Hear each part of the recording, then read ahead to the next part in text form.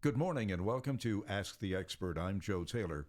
This morning, another in the ongoing series of programs presented by the Northwest Regional Key Program for Quality Early Learning. The program, through the Northwest Institute of Research, oversees a grant from the Office of Child Development and Early Learning at the Pennsylvania Department of Human Services and the Department of Education. The goal of the program is to improve the outcomes for young children as they prepare for school. John Posa from the Pennsylvania Key is the host of the program, and he's here with us throughout the series. Morning, John. Who's on the line this morning? Well, good morning, Joe. This morning we have Anita Ditz, who is the head of Children's Services at the Schlow Centre Region Public Library in State College. Anita has been a member of the PA One Book Every Young Child Committee since 2007. And she's going to be on the program to discuss Kite Day, which is the 2016 PA One Book and all the activities planned across the state surrounding PA One Book during April's Month of the Young Child celebration. So welcome to the program, Anita. Well, thank you very much. Well, just so that our listeners know, the PA One Book is a program, and it's organized by a committee statewide that's composed of librarians and educators across the state, and administered by the Pennsylvania's Office of Commonwealth Libraries. Tell us a little bit about how PA One Book kind of got started, because I believe we're now in our 12th year, if I'm not mistaken, and what the whole focus of the program is all about. Okay, well, this is the 11th book this year, Kite Day by Will Hillenbrand, and it actually began back in close to 2000, actually. The first book was 2002, and so 2006. And so the couple of years prior to that, a committee was formed by the person who was in charge of Children's Services at the State Library, Susan Panabaker. And the idea was a lot of communities had one book, one community kind of idea, and we thought, wouldn't it be great to have a book that was shared all across the state that was appropriate for preschoolers, that demonstrated high-quality children's literature, and as part of that, not only would the book be read aloud to children all across the state, but there would be tips given as to how to extend the book experience. So after you read the book, what do you do? How do you make learning fun and enjoyable? And how do you engage teachers and parents in the awareness of how important it is to read to children before they enter school? So that was the genesis of the idea. And then over the course of the next, this is the 11th year of the 11th book, we've chosen as a committee books that were appropriate for a wide range of preschool ages, with a lot of possibilities for further activities to engage the children and their parents. Yeah, and this year's book by Will Hillenbrand, Kite Day, is just a marvelous example of literature that kids can learn a great deal from. And more and more, especially in the last couple of years, we've even had some STEM principles that have been introduced in the messaging of the books. But tell us a little bit about the book itself and what it's portraying between the bear and the mole. It's a simple book about, starting with friendship, because bear and mole were sitting around, and bear was like, gets this idea, and he's sniffing the wind, and it's like the air, and he's like, oh, it's the day, and he's so excited, and he goes, finds his friend Mole, and he said, this is the day to fly a kite. And so the gist of the story is very simple. They get together, they plan, they measure, they build, they put together this beautiful kite, and they're flying the kite, which hopefully will resonate with lots of children, and a storm approaches. And storms and kites don't generally mix very well. That's for sure. And so it's sort of the Charlie Brown, only it's not the tree, it's the storm that takes the kite away. But there's an ending that's a good ending, because instead of the kite blowing away and never being seen again, it ends up getting trapped in a tree and provides sort of a shelter for a mother bird in her nest filled with baby birds. So it's a delightful story, but it also, when you mentioned STEM, I wanted to reinforce that there's lots of things in here with the building of the kite and the whole weather situation, and even just what happens outdoors during a storm. There's lots of different kinds of things that would be applicable to teaching STEM concepts to kids, because STEM basically is just science you see around yourself every day, but being aware of it and talking to your kids about it is really important. Anita, I'd like to talk about kids and libraries a little bit. And when I was a kid, the library honestly was very intimidating. And the only communication between librarian and child was hush. that was about it. I found the Dewey Decimal System totally incomprehensible. And I mean, actually, I still do. I still just go walking through trying to find whatever I'm finding. When did libraries begin to change, and how have they become more welcoming to youngsters? It's been a progression. Libraries have quite honestly, have always been set up to be welcoming to youngsters, but there was a philosophy that libraries were quiet places only engaged in study. But the days of libraries and librarians is long past. And over the past, probably 20 years, there's been a progression so that libraries are now seen as community centers, and they're active places that engage in all types of learning and social interaction, especially for preschoolers. One of the prime things I think that children's departments accomplish now is a place for parents to come and gather and actually stay and talk to each other and network and interconnect, and their children get a chance to play together in a non-threatening situation. And that kind of social interaction is also, as well as being read to, being a great precursor for success in school. Social interactions and learning how to get along and share and integrate activities with other children is really important for school too. So it's kind of the library is the source of everything for you these days. Anita, I know that in your bio you mentioned during your 33 years as a children's librarian and your career at the Schlow Library, you say that you've seen information retrieval move from card catalogs and microfiche. Now, these are terms, of course, that Joe and I would be very familiar with. But anyway, from card catalogs and microfiche to Google searches on iPhones. So, that is very, very true.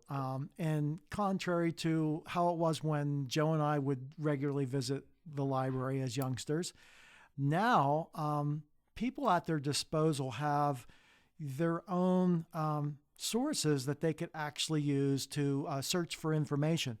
How has that changed in the library in terms of the assistance and support that they provide for folks that really need some resources and assistance in finding what they need? One of the key things I think that libraries provide is an access to the internet and information for everyone in the community, because libraries generally do not charge for any of these services. So if you're an adult looking for a job and you need to talk to somebody about how to write a resume or how do you access computers that require online applications, because sometimes now, but paper application isn't even accepted, libraries are places where you can find the resources and also the staff that will help you learn how to use them. Here at Schlow, we have gadget classes that are taught by the adult department. So people who get iPads or Kindles or Nooks and they're not sure how to use the technology or what to do with their iPhones, they can actually come in for free classes to find out how to begin and how to learn. And that's sort of it's not that the role of the library has changed as much, because we've always been a repository of knowledge and a way of sharing the knowledge, but the media, the means by which the knowledge is shared, has changed.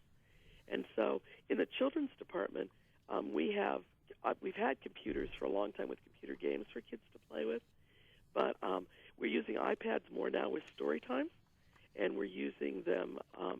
One of the things we've done and a lot of libraries have done, we've gotten really well-reviewed apps for preschoolers so that parents who are using their iPhones with their kids can come in and actually try out programs and find some of the best programs for the children, rather than just using things that have lots of advertisements or really aren't sound educational basis.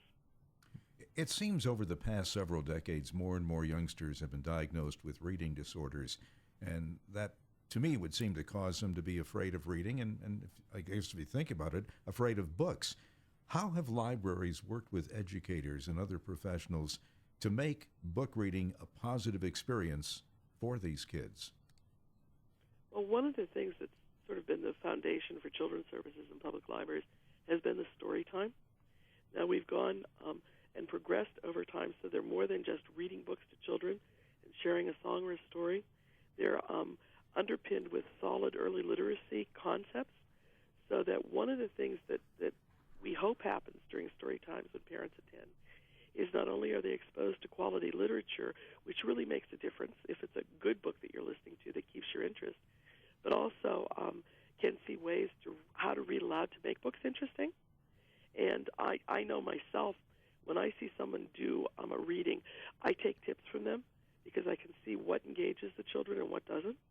And plus, it gives librarians an opportunity to share with parents the importance of reading aloud and the fact that this ability to hear words is a way of making vocabulary grow and making children aware of a lot of the pre-literacy kinds of things they need to know, how words sound and how syllables are put together. And then they can continue with that at home. I truly think that reading aloud to children is probably one of the most important things that you can do, because that period between birth and 3 is an amazing time for brain growth. And so that hearing words and engaging in conversation is a way to really stimulate that brain growth. And it also is a way to bond with your children. And so all of those magical things are happening whenever you're reading aloud.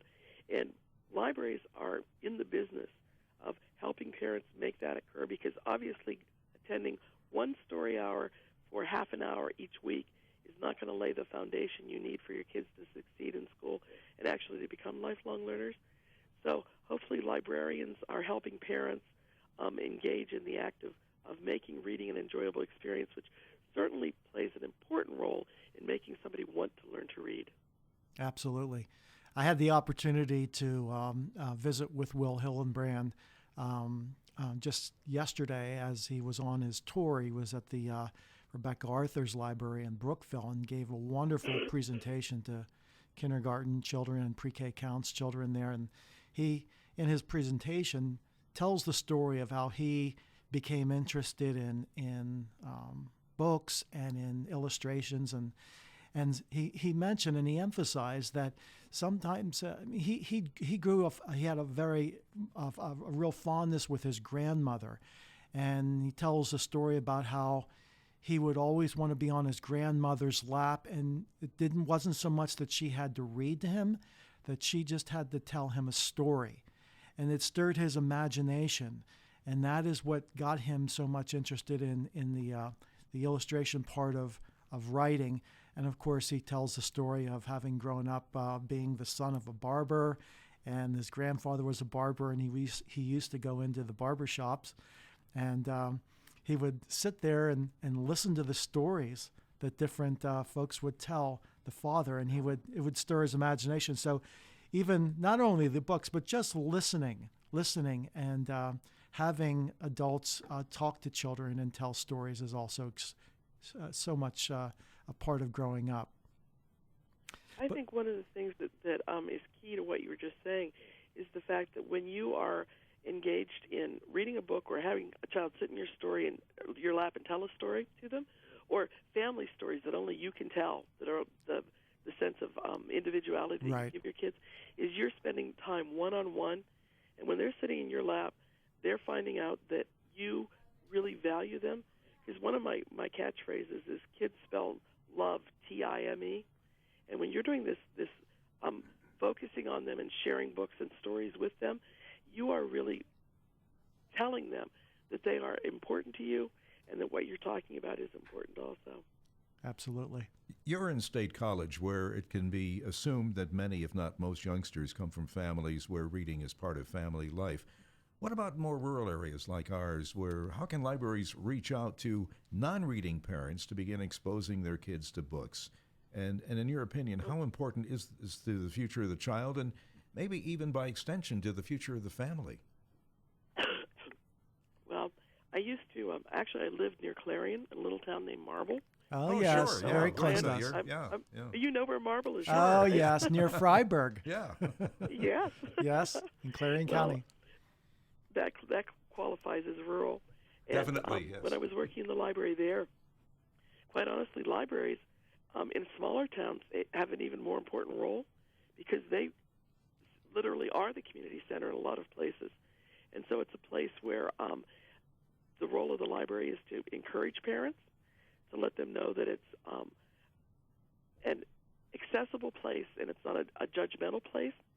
And the other thing that I think is really important with what libraries are doing now, and especially in rural communities, if you have people who don't see themselves as people who use libraries because it's not their thing, because maybe they weren't readers themselves, or they weren't comfortable in school, and so the library is an extension of school, is to actually go out into the community. So a lot of libraries are doing story times at locations removed from the library, like at YMCAs or at playgroup sessions and like that. Or they get involved in summer parks programs and go out and making books visible in the community, and even talking to service groups in your community. There are lots of groups that target children as their group they want to help most, and early literacy is a strong factor of their programs. And so connecting with those people and talking about how to make really a reading coalition in your area, and things that you can do to make reading part of community celebrations and such, because we've made storytelling part of activities. If you have an art camp, you can find the books that talk about art and make those part of what's going on. So it's kind of a partnership between the agencies in your community and the parents that are there, and really it's thoughtfulness too as to where can you go. Farmers markets, great place to try something new. As a librarian, you could take your books and go and set up and do a story time while you're there, and have information about why reading skills and early literacy skills are going to give your kids a chance to be successful in school, which is what every parent wants. Absolutely. One of the things, before I forget, is I want to first of all mention that Anita had been a participant in one of our original PA One Book Symposiums, which was an all-day training session that we held in Clarion a couple of years ago. And, of course, they've continued holding the One Book Symposiums, and we have a couple that are going to be held, which will feature Will giving a presentation, Will Hildebrand, on Kite Day. There's one on April 19th, which is on Tuesday. It starts at 8 o'clock a.m. For registration, and meet and greet with Will at 8:30. It's at the West Middlesex Radisson, which is near Sharon. And Will also be at a symposium in Gibsonia, PA, which is in the southwestern part of the state, on the 20th, which is the next day on Wednesday. And that will be at the Northern Tier Regional Library. And then finally, the third opportunity for a symposium is on April 30th. That will be at the Private Industry Council in Lamont Furnace, PA. So some wonderful opportunities. And those are open really to anyone, but it's not only an opportunity to meet Will, but also to learn about the various activities that, whether you're an educator, a librarian, or a parent, or whomever, some of the ways that you can use Kite Day, not only Kite Day, this year's PA One book, but other books for children and in activities, whether they're in the classroom or at home. Anita, I know that you may want to touch on maybe one of the activities that parents may be able to do surrounding the theme of Kite Day. Well, first of all, before we talk about that, one of the things I want to mention is that if you go to the website, pa1book.org, you will find information about the book for educators and for parents, and there are resources if you follow the categories listed at the top of the website, which list all sorts of extended activities that you can do with your kids. One of the things that we had done here is to come up with songs and storytime rhymes, so that you got the language, repetitive language with the kids, because they love to sing. And so if you do a song with them, they're going to remember the words more, and then it's a way to kind of reproduce the story. But you can do lots of different things. We talked about weather. Just doing a weather journal with your kids, because weather plays a part, because you go from windy to sunny to rainy to stormy, and doing a weather journal because you've got writing activities with the kids. You can do predictions with them in terms of what do they think the weather's going to be like the next day. You can do a rain gauge and make something so that you're actually measuring rainfall. So you can gather a lot of STEM activities. The website itself lists everything from math to art activities to physical activities that you can do with your kids. One of the things that always works with a lot of books, is, especially this one too, is to go on a nature walk. Since this is an outdoor activity, in the book, we'll go walk for a walk outside. And what kinds of things do you find? And do you see birds? This is a perfect time of the year to be looking for birds and nests and finding out if there's any baby birds near the neighborhood where you live. So between the resources that are available online and the resources that your librarian has in-house, because there's always suggestions made as to what to do with your stories and books. I think that there's not enough time in the day to be able to get bored with what you want to do with books with kids. There's lots of ideas out there. Anita, it seems to me, just watching little kids, 3-year-old, 4-year-old kids, they are so proficient with technology, with computer technology, and they're becoming more and more high-tech savvy all the time. How do you see libraries evolving to remain interesting and relevant to these kids? Well, one of the things that libraries are doing is finding out what the community needs. And I will say that we have lots of e-books and online books and audiobooks for kids to listen to. And so with the technology, it's part of their makeup now. So we're providing the media format that they're used to, because you're still going to read for information. You're still going to read for facts and how-tos kinds of things. And libraries are still the repositories of those knowledge. But I don't think that the hard copies of books are going to go away. And in fact, as a preschooler parent reading to a child, it's much easier to snuggle up holding a book than it is to snuggle up holding your iPhone. So, that's good news. Reading as a preschooler is a tactile experience too. So Absolutely. learning to turn the pages, and the big picture books have a lot more space to them in terms of looking at pictures and identifying them. And even the parents who are not strong readers, you can just take a picture book with your children and talk the story. Just look at the pictures and talk the story as you're going through. It doesn't matter if the words are exactly what's on the page when you're talking to someone who isn't working on word recognition. It's hearing the story and engaging with them. We have something here at our library we call Stories and More, and it's something parents could easily do. We put stickers inside books, and there's 3 questions that we ask. And the first is ask a question about something that happens within the book.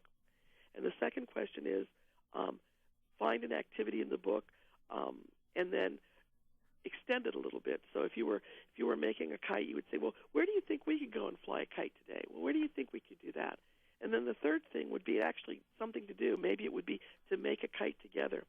So those 3 things, a question directly related to the book, something that extends the book exactly a little bit, and then something that you do are, engaging. And those happen whether you're looking at a hard copy or a digital copy. And again, a lot of the materials that you look at, everyone can't afford to buy every book they want as a hard copy. You can't afford to buy every book you want to read as a digital format, and libraries are providing those services and those collections just in a different format than hard copy. That is absolutely certain. Anita, our time has gone so quickly. I want to thank you so much for being on the program. Just to reiterate, it's pa1book.org for more information on the One Book program. But thanks again, Anita, and good luck with all of the good work that you do with libraries and with the One Book program. Oh, we're all working together to make reading just a great, enjoyable experience and a lifelong learning experience, too. So thanks for giving me the opportunity to share. And that's our program for today. We'll be back in 2 weeks at this same time. In the meantime, you can go online to learn more at papromiseforchildren.com. For John Poza and the Northwest Regional Key Program for Quality Early Learning, I'm Joe Taylor. Thank you for listening and have a great day.